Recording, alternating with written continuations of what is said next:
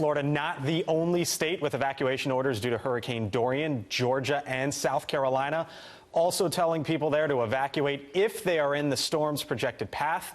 North Carolina has declared a state of emergency as well. Hurricane Dorian is fierce. Forecasts show that North Carolina will likely see heavy rain, winds, and flooding. And I urge everyone to take it seriously. The time to prepare is now. Joining us now is Chris Murray. He's the director of Pamlico County Emergency Management. That is in North Carolina on the eastern shores there. Chris, you just heard Janice Dean say that she is worried about the vulnerable beach areas, and I take it that would include you.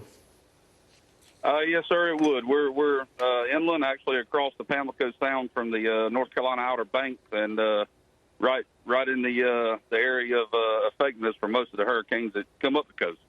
14,000 residents in Pamlico County as you are tasked with emergency management there. What is your biggest concern at this morning? So right now, I'll tell you, Florence is still fresh on our mind. We're still in recovery from that and still got a lot of folks trying to pull their life and their living back together. So, our goal is make sure these folks are out of harm's way and informed of exactly what's happening with this system. What kind of recovery? Structures still? Yes, sir. Structures and just getting back to normal life. We're almost a year to the day of Florence giving us a direct hit, and it was pretty devastating in all of eastern North Carolina. We're talking potentially about a Category 3 in a few days here, 4 or 5 days maybe even, riding up the coast there, South Carolina, North Carolina, even into Virginia. You would tell your residents what this morning? So be prepared, make sure your plans are in place, check on your friends and neighbors, and we've got plenty of warning, and we're pushing the information out. And when the time comes, if you feel you need to leave, just listen to your local and state officials on what to do. We saw in Florida a handful of days ago, Chris, that there were lines for gas. Once it became a reality that this could be a major hurricane bearing down on Florida, the lines stretched and the need for gas, obviously so, became front and center. What is it like where you are with folks trying to get desperately needed emergency supplies?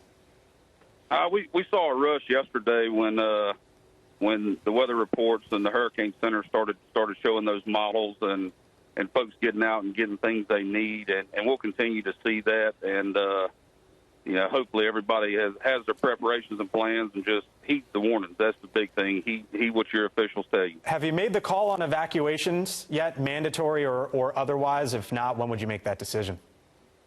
We have not, and we're looking at a 24-hour window that we'll be meeting about today. And there's a lot of other things that take in effect. Our surrounding neighbors and counties evacuating also, so we have a very well-planned process for doing that to not cause problems in other jurisdictions. And if there was an evacuation order, I guess because this thing is supposed to go south to north for many days, the directions would be either get to a shelter or go west, right? Absolutely, yes, sir. All right, Chris Murray in Pamlico County, North Carolina. Best of luck to you, sir. There on the Outer Banks, a little bit inland. We'll be keeping you top of mind. Chris, good luck.